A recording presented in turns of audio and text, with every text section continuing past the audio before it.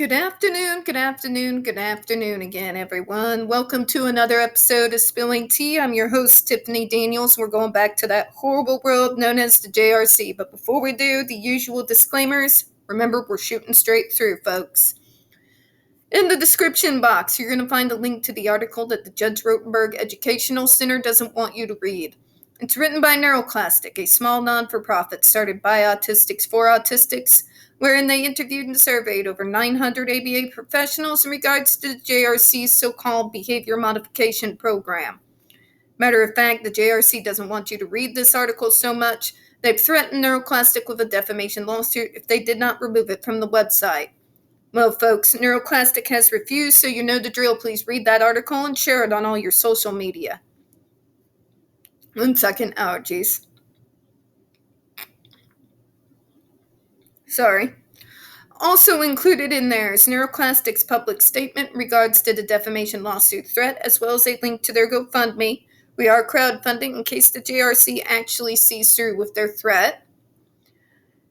Also included in there, the Ozark's first article in regards to the Stone for Help boarding school situation, also known as Stone for Help boarding school, a so-called Christian-themed boarding school based out of Stockton, Missouri that takes in so-called troubled male teens that has impending over 21 civil lawsuits, claims, and allegations leveled against it. All which have been substantiated by the Missouri Department of Social Services, and they include the following: sodomy, rape, sexual assault, child abuse, psychological and emotional abuse, child trafficking, starvation, and that's just for starters. You have one former staff member arrested by the FBI, another a doctor still on the premises with full access to the boys, up on multiple, again, substantiated claims of sodomy, rape, and sexual assault of the boys there. You have an attorney general too busy chasing after drag queens and, trying and funding to defund public libraries to do his job. And you got a governor who's off his nut. I don't know what else to say. Please read that article. Share it on all your social media. Also included in there, the link to this assessment done by Dr. Fredda back in 1999. Autistica Hoya's massive archive on the subject. Remember, folks, our receipts have receipts. Jennifer Masemba's behavioral sheet of shockable offenses. A clip out of the 7-hour ordeal undergone by Andre McCollins back in 2002. And the ever-present self-explanatory change.org shut the Judge Rotenberg Center down petition. Trigger warning: when we discuss the JRC, you're going to get vivid descriptions of, as well as catch clips of surveillance footage of peoples with disabilities being tortured and abused. If you got young children present, please use your headphones. Trigger warning: this channel is marked not for children for a reason. We use profanity on occasion and speak on dark subjects. If your child is 16 and younger and they are watching this, very obviously parental supervision is advised. All right, where we left off, right? I'm going to jump right into it here. Well, X's problem behaviors may indeed be reduced at this point in time. It is because of the punishment that has occurred, GED, water spray, and the threat of continued punishment. Thank you. Remove that threat and the underlying issue gets undealt with. So what do you think's going to happen? Will those behaviors come back? Logic says yes.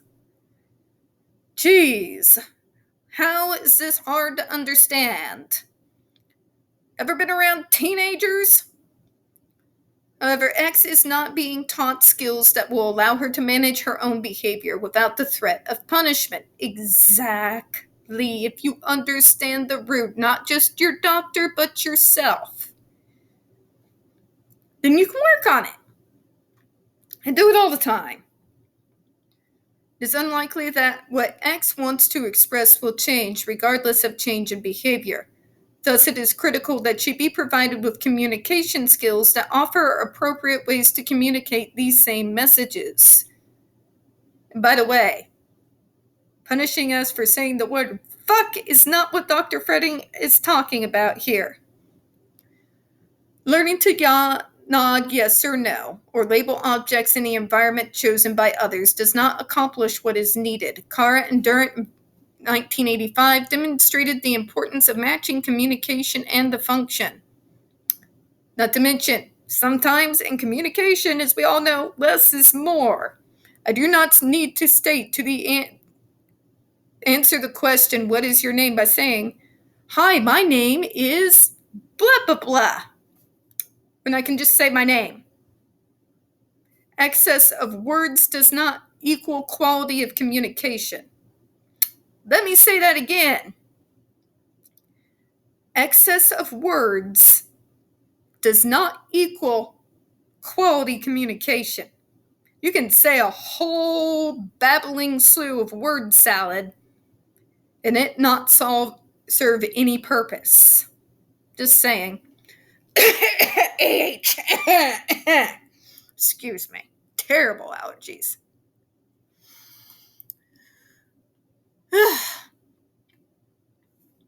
Following a functional analysis of challenging behaviors of 4 students, students were taught communications that either matched the assessed function or responses that did not match the function of the challenging behavior, irrelevant responses. In each case, the student's challenging behavior was reduced only when they used the communicative response that matched the function of the behavior.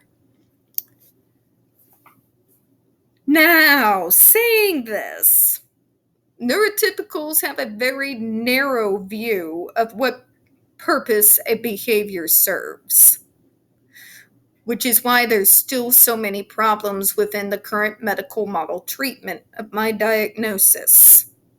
Not to mention the death grip they have on certain antiquated ideas, such as we're doing it all for attention. However, in principle, if you were to replace the leg shaking thing example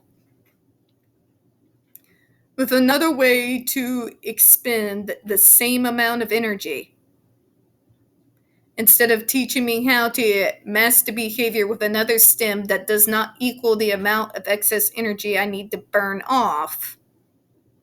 See where I'm going here? All right. Just saying. The behavior problems were not reduced when they were taught responses that did not match the function of the problem behavior.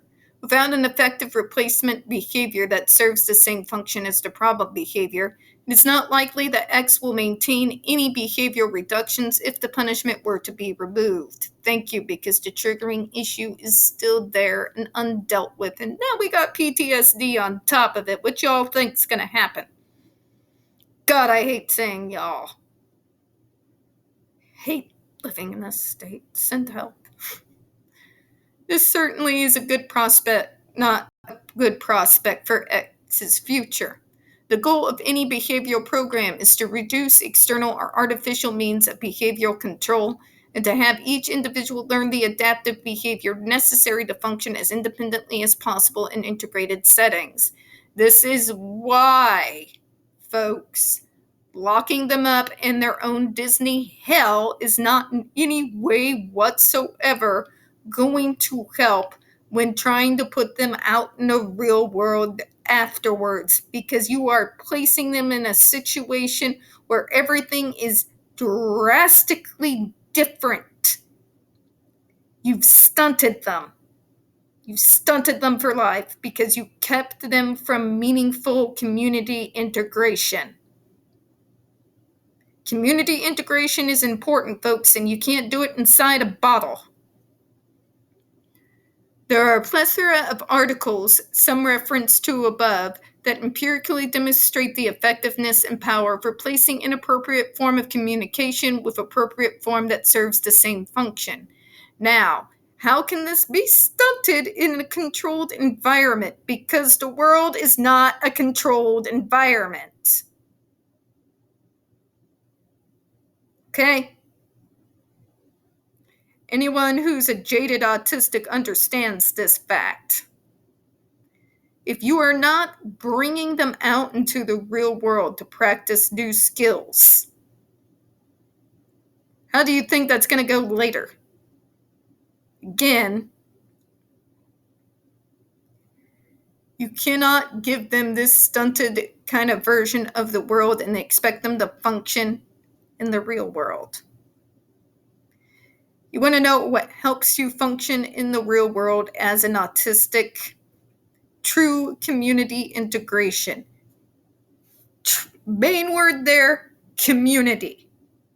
If you don't take me out there in the community, especially when you are trying to replace a behavior, where I might be in a situation where I can't burn off that excess of energy in any meaningful way, and I have to pivot to something. If I'm not given the opportunity to do so out in the real world, just think on it, all right? We're going to close on that thought. We don't get very many views on this channel. The few that we do tend to get removed from time to time. So please don't forget to hit the like button, hit subscribe, and don't forget to hit the comments. I do appreciate your time. And as always, folks, we here at Spilling Tea do hope you have a good one. Bye-bye, everyone.